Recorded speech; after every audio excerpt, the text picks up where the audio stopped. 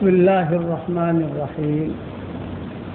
الحمد لله نحمده ونستعينه ونستغفره ونؤمن به ونتوكل عليه ونعوذ بالله من شرور أنفسنا ومن سيئات أعمالنا.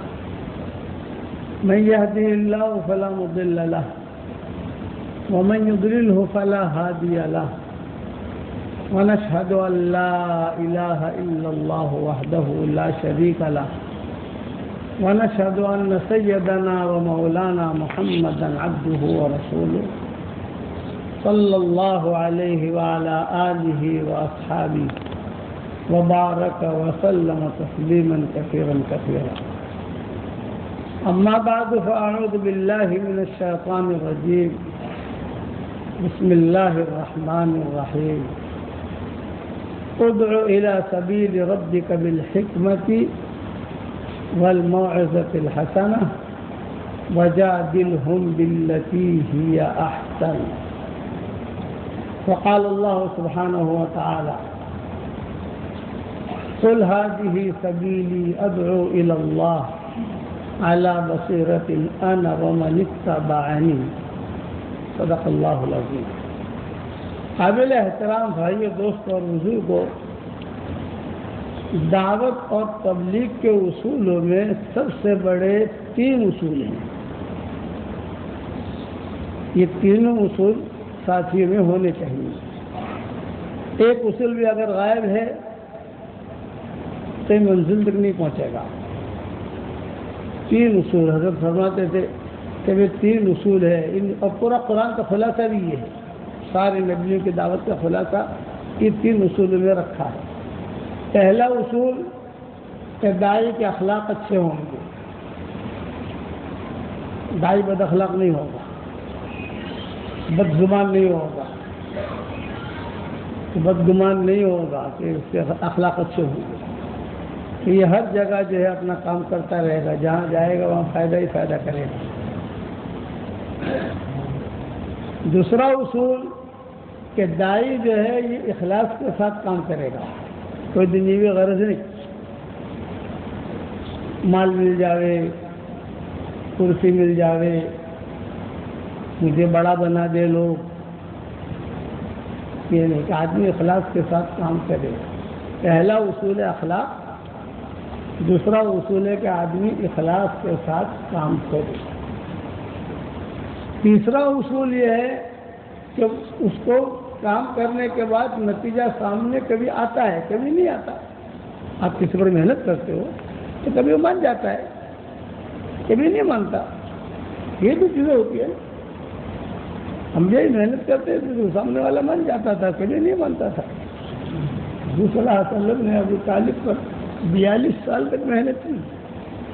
42 سال کا عرصہ کچھ نہیں ہوتا ہے. ایک ہی گھر میں رہتے تھے اور حضور صلی اللہ علیہ وسلم محنت کرتے تھے، سمجھاتے تھے، دعا مانگتے تھے. نتیجہ نہیں نکلا. تو داعی جب بھی محنت کرے گا تو اس محنت میں کبھی نتیجہ نکلے گا، کبھی نہیں نکلے گا. نتیجہ نکلے تو بھی آدمی خوش رہے، نتیجہ نہ نکلے تو اپنا قصور سمجھے، یار میرے سمجھانے میں کچھ معاملہ رہ گیا ہے. ہمیں تو اچھا آدمی مان جاتا. حضرت مولانا یوسف رحمۃ اللہ علیہ نے حیات الصحابہ اسی 3 اصولوں پہ لکھی. جتنے قصے لکھے ہیں اس میں یہ 3 اصول ملیں گے آپ کو. تو طفیل ابن عمرو الدوسی تھے، یہ بہت بڑے شاعر تھے. ان کے بارے میں آتا ہے کان لذیبا، کان شاعرا، کان عاقلا. بہت بڑے شاعر، بہت بڑے سمجھدار. پورا عرب ان کو مانتا تھا. جیسے ہمارے یہاں علامہ اقبال ہے، شاعر مشرق کہتے ہیں کہ سب ان کو مانتے ہیں. ان کے اشعار جو ہے دل کو ہلا دیتے ہیں. یہ طفیل ابن عمرو الدوسی تھے. یہ مکہ مکرمہ ہے. ابھی مکہ مکرمہ فتح نہیں ہوا تھا. حضور صلی اللہ علیہ وسلم کی بھی ہجرت بھی نہیں ہوئی ہے مدینہ منورہ کی طرف. لیکن یہ آئے تو مکہ والے جو ہے وہ ہر دروازے پر بیٹھ جاتے تھے. کوئی بھی آئے تو اسے سمجھاتے تھے، دیکھو کہ ہمارے مکہ میں بہت بڑا حادثہ ہو گیا ہے، تم آؤ، تم عبادت کرو، عبادت کر کے چلے جاؤ، اس کی باتوں میں مت آنا۔ حضور صلی اللہ علیہ وسلم کی مخالفت کرتے تھے۔ اور ایک اصول یاد رکھنا، حق کی پرورش اللہ مخالف فضاؤں میں کرتا ہے۔ کانٹا گلاب جو ہوتا ہے نا، گلاب یہ کانٹوں کے درمیان ہوتا ہے، ریشم کے کپڑے میں نہیں ہوتا۔ پھر جا کر جو ہے وہ سجتا ہے، کسی جگہ لگایا جاتا ہے، وہ دکھتا ہے، خوشبو دیتا ہے۔ تو پہلے میں امرت دوست تو بڑے آدمی تھے، مکہ کا بچہ جانتا تھا ان کو، یہ آئے تو اس زمانے میں جو بھی ایمان ہے وہ دور دور سے آتے تھے مکہ مکرمہ اور بیت اللہ کا طواف کرتے تھے اور سارا کا گانا سنتے تھے۔ جو گڑبڑ ہوتا وہ اناج کے پاس زنا کرنے کے لیے چلا جاتا۔ 2 عورتیں تھیں نا مکہ مکرمہ، 2 لڑکیاں، ایک سارا تھی اور ایک اناج تھی۔ تو کوئی یہاں چلا جاتا، کوئی وہاں چلا جاتا، اور وہاں بیت اللہ کے سامنے دیکھ کر جو ہے وہ اپنے عبادت کرتے رہتے۔ وہ یہ سمجھتے تو یہاں آ کر اللہ کے گھر کو دیکھو تو گناہ معاف ہو جاتے ہیں، یعنی گناہ بھی کرتے اور اپنے گناہوں کی معافی کی امید بھی رکھتے حرم میں، اور ننگا طواف کرتے تھے یہ لوگ۔ عورتوں کی عادت ہوتی تھی کہ وہ بھی ننگا طواف کرتے تھے، لیکن رات کو کرتی تھی، اور مرد جو ہے دن کو کرتے تھے۔ تو یہ تو پہلے میں نبرت دوستی کی آئے، بڑے آدمی تھے، مکہ والوں نے جھیل لیا ان کو۔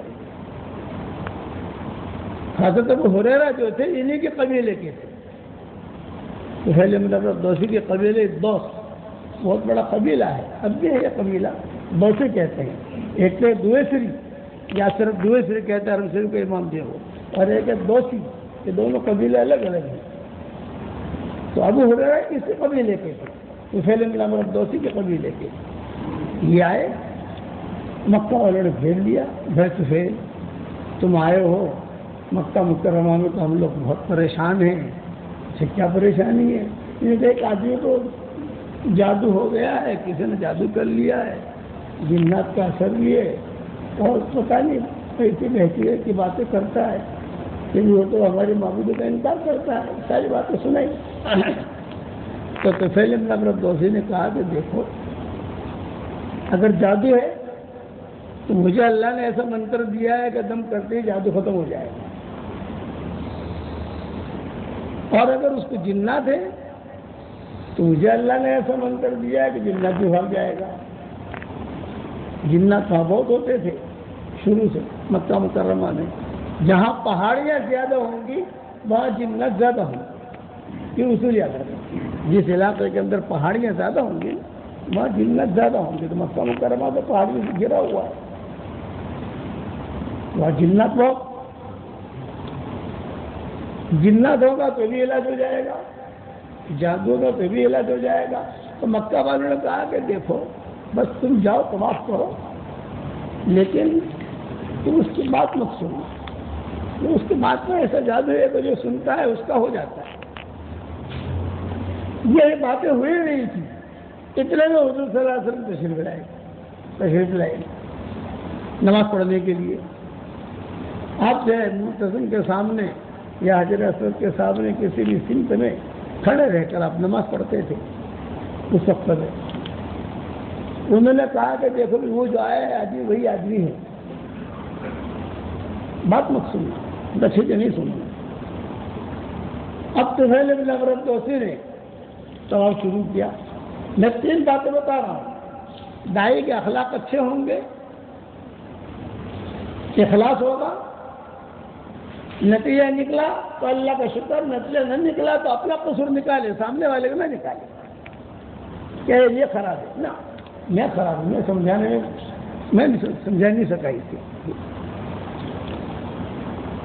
اب انہوں نے طواف کرنا شروع کیا تو چونکہ مکہ والوں نے بہت ڈرایا تھا کہ اس کی بات تمہارے کان میں نہ پڑے، کان میں پڑتے ہی تم پر اثر ہو جائے گا۔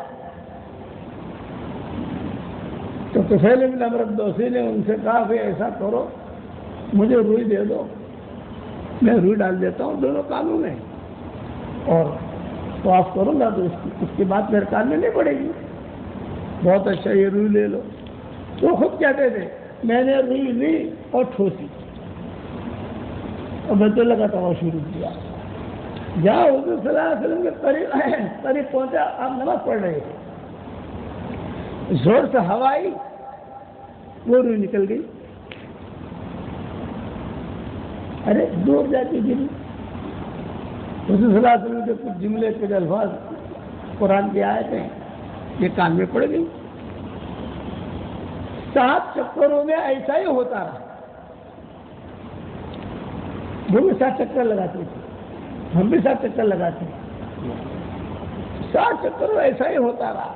تو تسلی لگا دوسرے نے اپنے دل میں کہا یار میں تو شاعر آدمی ہوں، بڑا آدمی ہوں، لوگ جو ہے میری اطاعت کرتے ہیں، پورا حجاز میرا مرید ہے، تو بات تو کروں ان سے کیا چاہتے ہیں، کم سے کم بات تو کرو، بات کرنے میں کیا جاتا ہے۔ چنانچہ حدیثوں میں آتا ہے کہ جب طواف میں فارغ ہوئے تو یہ حضور صلی اللہ علیہ وسلم کے قریب آ کر بیٹھ گئے۔ حضور صلی اللہ علیہ وسلم جو ہے نماز پڑھے تھے، سلام پھیرا حضور نے، وہاں سے مشرکین مکہ جو ہے وہ دیکھ رہے تھے، اور تو پوچھا کہ حضرت آپ کا کیا نام ہے؟ حضور سے پوچھ رہے، آپ نے فرمایا کہ محمد ابن عبداللہ ابن عبد المطلب، آپ کیا چاہتے ہیں؟ آپ نے فرمایا میں کچھ نہیں چاہتا، میں تو صرف اتنا چاہتا ہوں کہ ایک اللہ کی عبادت کرو، اور میں اللہ کا رسول ہوں، میرے پیچھے پیچھے چلو، جنت میں پہنچ جاؤ گے، اسلم تسلم، مسلمان بنو گے تو محفوظ رہو گے، یہ میری دعوت ہے۔ یہ کہہ کر حضور صلی اللہ علیہ وسلم نے زیادہ لمبی بات نہیں کی، قرآن شریف کی کچھ آیتیں پڑھی، پورا کا پورا قرآن شفا ہے، یہ یاد رکھنا۔ قرآن کے ہر آیت میں اللہ نے نور رکھا ہے، قرآن کلھا شفا، قرآن کلھا نور۔ شیخ سعود شرین حرم شریف کے جو امام تھے، اب تو امام ہے نہیں، یہ ہماری ان کی ملاقات ہوئی تھی جب وہاں صدر صاحب بیمار تھے، جدہ میں وہ بیمار تھے، تو ان کے علاج کے لیے ہم گئے تھے وہاں، تو میں نے وہاں صدر صاحب سے کہا کہ حضرت میں چاہتا ہوں کہ عشاء کی نماز حرم شریف میں پڑھ لوں، مغرب بھی پڑھ لوں، عشاء بھی پڑھ لوں، پھر آ جاؤں، رات کو کیا ڈاکٹروں کا کچھ کام ہوتا ہے نہیں ہے۔ حضرت نے فرمایا نہیں جاؤ، ضرور جاؤ۔ وہاں گئے، وہاں اس وقت میں بھیڑ تو ہوتی تھی لیکن اتنی نہیں، حرم شریف کا علم جو ہے یہ بالکل سب کے ساتھ مل کر بیٹھ جاتے تھے، 1-2 پولیس والے ہوتے تھے، اب تو بہت اہتمام کرنے لگے، 1-2 پولیس والے ہوتے تھے، اور جو نماز کا وقت ہوتا تھا تو کھڑے ہوتے نماز پڑھا دیتے تھے۔ اتفاق ایسا ہوا کہ میں جہاں بیٹھا میرے قریب میں آ کر سوچ کرم بھی آ گئے، اتفاق تھا، یہ نہیں کہ ملنے کی یہ ہے، یہ کچھ اتفاق، وہ آ کر بیٹھ گئے، 2 رکعت تحیۃ المسجد پڑھی ہے۔ ایک اصولی بات یاد رکھنا، ہمارے ماحول میں آدمی جب مسجد میں داخل ہوتا ہے تو تحیۃ المسجد نہیں پڑھتا۔ ہمارے ماحول میں یہ ہے کہ مسجد میں آیا اور بیٹھ گیا۔ سارے اماموں کے نزدیک اصل ضروری ہے، صرف امام ابو حنیفہ کے نزدیک تھوڑی سی گنجائش ہے، لیکن یہ گنجائش پر عمل کرنا ٹھیک نہیں۔ مسجد میں آئے آدمی مسجد کی زکات ادا کرے، اور اس کی زکات کیا ہے کہ 2 رکعت تحیۃ المسجد پڑھے۔ ہر آدمی وہاں دیکھیں گے حرم شریف میں جو عرب لوگ ہیں، ہمارے ساتھی بھی بیچارے آئیں گے اور آتے بیٹھ کر یوں دیکھا یوں دیکھا یوں دیکھا اور اپنے نیچے بیٹھ گئے۔ گناہ ہوگا نہیں ہوگا وہ تو مفتیوں سے پوچھو آپ، لیکن حضور صلی اللہ علیہ وسلم نے زندگی بھر تحیۃ المسجد نہیں چھوڑی ہے، زندگی بھر جو کام نبی نے زندگی بھر کیا ہو اس کی کتنی اہمیت ہوگی۔ تو شیخ سعود شرین نے تحیۃ المسجد پڑھی، تحیۃ المسجد پڑھنے کے بعد بیٹھ گئے۔ جب بیٹھ گئے تو میں نے دیکھا، میں نے السلام علیکم، وعلیکم السلام، ماشاء اللہ ماشاء اللہ، کیف الحال، کیا ہے، پہچانتے تھے ہمیں، خود جانتے تھے کہ بھی یہ ہے دعوت کے کام کے ہیں ساتھی، ہم ان کے گھر جا کر ملتے بھی تھے، شیخ سعود شرین سے، عبدالرحمن سدیس سے، یہ نئے آئے تھے اس وقت میں، یہ بھی نئے آئے تھے، شیخ سدیس تھوڑے پرانے تھے، یہ بعد میں آئے تھے۔ ملاقات ہوئی، ملاقات میں بیٹھنا شروع کیا، باتیں شروع کی تو انہوں نے کچھ اپنے گھریلو باتیں کہیں کہ یہ ہے جو بھی ہے، تو میری زبان سے جملہ نکلا میں نے کہا کہ شیخ اگر آپ کو یہ تکلیف ہے نا تو آپ قرآن شریف کی فلاں آیت پڑھیں. ہمارے یہاں تو یہی ہے نا، فلاں آیت پڑھیں اتنی مرتبہ پڑھیں. ہمارے یہاں تو یہی کہتے ہیں نا مولوی لوگ، فلاں آیت پڑھیں اتنی مرتبہ پڑھیں. یہ میری زبان سے نکل گیا. میں نے جب کہا تو انہوں نے میری طرف دیکھا اور کہا کہ یہ آیت میں کیوں پڑھوں؟ آپ کہہ رہے ہو 7 مرتبہ پڑھو، تو اس کا تو کسی حدیث میں کوئی تذکرہ ہے نہیں. یہ انہوں نے مجھے سوال کیا. تو میں نے کہا کہ حضرت ہمارے یہاں جو ہے ہمارے علماء یہ چیزیں بتاتے ہیں کہ یہ بیماری جو آپ کو ہے، یہ جو آپ کا حال ہے، اب وہ حال تو بیان نہیں کر سکتا میں کیا کہا ہم نے، یہ جو آپ کا حال ہے اس کا علاج یہ ہے کہ آج یہ آیت 7 مرتبہ پڑھیں یا یہ آیت 3 مرتبہ پڑھیں، اس سے شفا ہو جائے گی. تو انہوں نے بہت بیٹھتے ہی انہوں نے برجستہ جواب دیا، شیخ یونس قرآن کلھا شفا کلھا نور. پورا قرآن سارا جو سارا شفا ہے اور پورا قرآن سارا جو سارا نور ہے. ایک آیت ہی ہو وہ نور ہے. یہ باتیں ہماری ہو رہی تھی. اتنے میں ایک لال گترے والا عرب جو ہے وہ طواف کر رہا تھا. اس نے دیکھا کہ میں بھی بیٹھا ہوں، یہ بیٹھا. اس وقت میں دعوت کا کام بہت عروج پر تھا.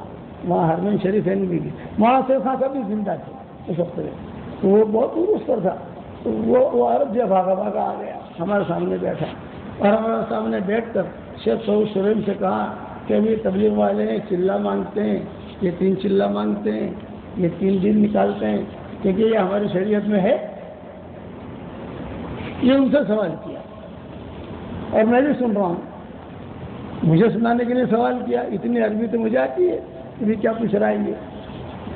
تو شیخ سعود شریم جو انہوں نے آہستہ سے میرا ہاتھ دبایا کہ یہ جو ہے نہیں فتنے کے لیے آیا ہے، یہ فتویٰ پوچھ رہا ہے، یہ فتنے کے لیے آیا ہے، اس لیے اب میں جا رہا ہوں نماز پڑھانے کے لیے. تو اس نے پوچھا کہ نہیں شیخ آپ جواب دے کے جاؤ. تو شیخ سعود شریم نے کیا جواب دیا؟ استفت قلبک، اپنے دل سے فتویٰ لے لے کہ یہ لوگ صحیح ہے غلط ہے. استفت قلبک اتنا کہہ دیا. استفت قلبک، اپنے دل سے پوچھ. دل تجھے جو کہے گا حضور نے فرمایا وہ صحیح ہوگا. یہ لوگ خیر پھیلاتے ہیں تو خیر کے ساتھ شریک ہو جا. یہ لوگ شرک پھیلاتے ہیں مت جا. بتائیں یہ لوگ شرک پھیلاتے ہیں یا سنتیں پھیلاتے ہیں؟ یہ سنتیں پھیلاتے ہیں، خیر پھیلاتے ہیں، شریک ہو جا. یہ کہہ کر شیخ سعود شریم جو ہے وہ تو نماز کے لیے چلے گئے. چونکہ وہ عورت تھا، بڑا آدمی تھا. وہ شیخ سعود شریم کے پیچھے پیچھے جا کر وہ مسلح تک پہنچ کر کچھ پھر پولیس والوں نے اس کو پکڑ کر اسے دھکا دے کے باہر کیا اور شیخ سعود شریم نے نماز پڑھائی عشاء کی وہاں پر. تو میں ایک بات یہ سمجھانا چاہتا ہوں، 3 باتیں یاد رکھنا جو حضور اخلاص نتیجہ نکلے تو اللہ کا شکر، یہ نہیں میں نے کیا نہ کس نے کیا بھائی، اللہ نے. نہ نکلے تو اپنا قصور.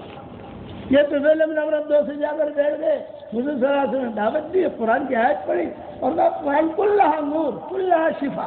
کوئی بھی آیت پڑھ لو قرآن کے کسی کے سامنے، اس کا دل پر اثر کرے گی. اگر اس کا دل جاگا ہوا ہو، دل بھرا ہوا ہے تو قرآن کی آیت اثر نہیں کرے گی. تو پھر نمرت دوسی نے کہا کہ میں کیا کروں؟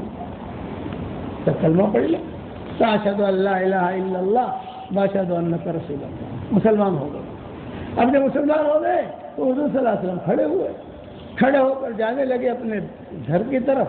تو پھر نمرت دوسی بھی چلے.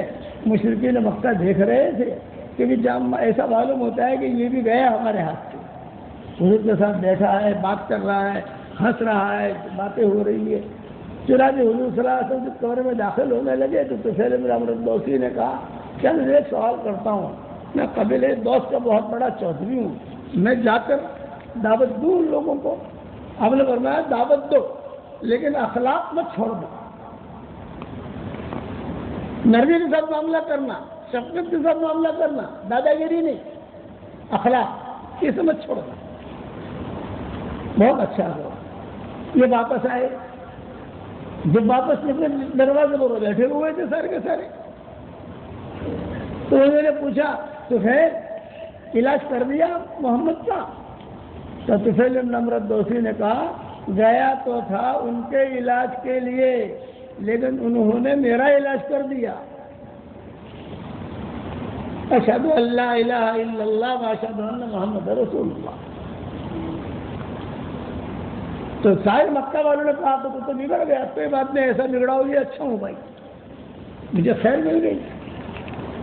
چلتے چلتے انہوں نے حضور صلی اللہ علیہ وسلم سے کہا تھا کہ حضرت میں جا رہا ہوں، میری قوم بہت بڑی قوم ہے، بہت امیر قوم ہے، مالدار قوم ہے، اور میں دعوت دوں گا تو پتہ نہیں وہ لوگ مانتے ہیں کہ نہیں مانتے، تو اللہ سے دعا کیجیے کہ اللہ مجھے کوئی نشانی دے۔ حضور نے دعا کے لیے ہاتھ اٹھائے، اللہم اجعل لہ آیہ، اے اللہ اسے ایک نشانی دے دے۔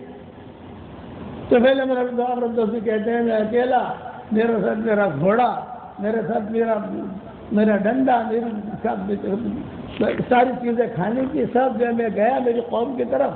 جب وہ قوم جو تھی وہ پستی میں رہتی تھی، پہاڑیوں سے اوپر نیچے اترو اترو اترو، تو پوری قوم جو ہے اور ان کی زمین جو ہے پوری برفیلی تھی، بہترین قسم تھی، سب کے گھر بنے ہوئے اس قوم کے۔ پہلے میں داخل ہوا، جب نیچے اترنے لگا تو میرا کوڑا تھا تو پہلے میں نفرت دوسری کا، اس کوڑے کے اندر روشنی آ گئی، مجھے نے دعا مانگی تھی اس کوڑے میں۔ اور ایک روایت میں یہ ہے کہ کوڑے میں تو روشنی بعد میں آئی، پہلے جو ان کی پیشانی پر روشنی آ گئی۔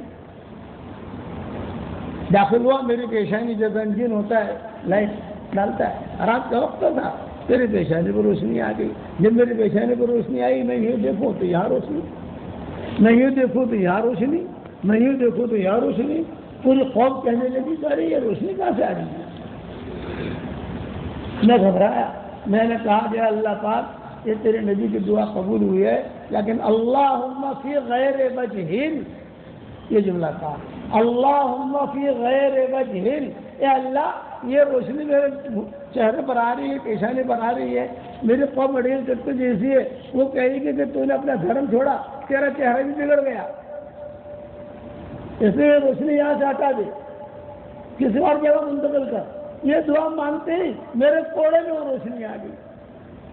اب وہ کوڑے میں روشنی آئی تو کوڑا یوں گھماتا تھا، پورا کا پورا گاؤں چمکتا تھا، اور سب لوگ جمع ہو گئے۔ طفیل کیا بن کے آیا، کیا بن کے آیا؟ گھر میں گیا، گھر میں جاتے سب سے پہلے میرے ابا ملے، میں نے میرے ابا سے کہا کہ ابا میں تو مسلمان ہو گیا ہوں، میرا تمہارا جوڑ کیسے ہوگا؟ تو ابا نے کہا بیٹا گھبرانے کی بات نہیں، تو مسلمان ہو گیا تو تیرا مذہب میرا مذہب۔ ابا مسلمان ہو گیا، مجھے بہت خوشی ہوئی۔ پھر میری بیوی کے پاس گیا، میں نے کہا کہ تیرا میرا جوڑ کیسے ہوگا؟ میں تو مسلمان ہو گیا۔ کوئی بات نہیں، آپ اگر مسلمان ہیں تو میں بھی مسلمان، چلو 2 مسلمان ہو گئے۔ پھر میری ماں کے پاس گیا، پھر میری ماں کے پاس گیا تو میں نے میری ماں سے کہا، میری ماں نے کہا بیٹا تیرا مذہب میرا مذہب، یہ 3 مسلمان ہو گئے۔ تو طفیل کہتے تھے جب یہ 3 مسلمان ہو گئے تو میری ہمت بڑھ گئی، ارے ماشاءاللہ یہ تو سب بات مان رہے میری۔ باہر نکلا، لوگوں کو دعوت دی تو سب لوگوں نے میری پٹائی شروع کی، مارنے والوں میں ابو ہریرہ بھی تھے، پٹائی کرنے والوں میں ابو ہریرہ، یہ ڈنڈے مارے، یہ مارے۔ طفیل کہتے ہیں کہ اب دیکھو دائی جا کر جب کام کرے گا تو کبھی لوگ قبول کریں گے، کبھی نہیں کریں گے، گھر والوں نے قبول کیا، گاؤں والوں نے قبول نہیں کیا۔ اتنا مارا کہ طفیل بن عمرو الدوسی کہتے ہیں کہ میں پھر حضور کے پاس آیا، اور حضور کے پاس آ کر میں نے کہا کہ حضرت میں تو بہت پریشان ہو گیا، جب یہ ہاتھ ٹوٹ گیا، یہ پاؤں ٹوٹ گیا، یہ ہو گیا، یہ ہو گیا، بھائی میری قوم تو مانے گی نہیں، آپ بد دعا کر دیجیے۔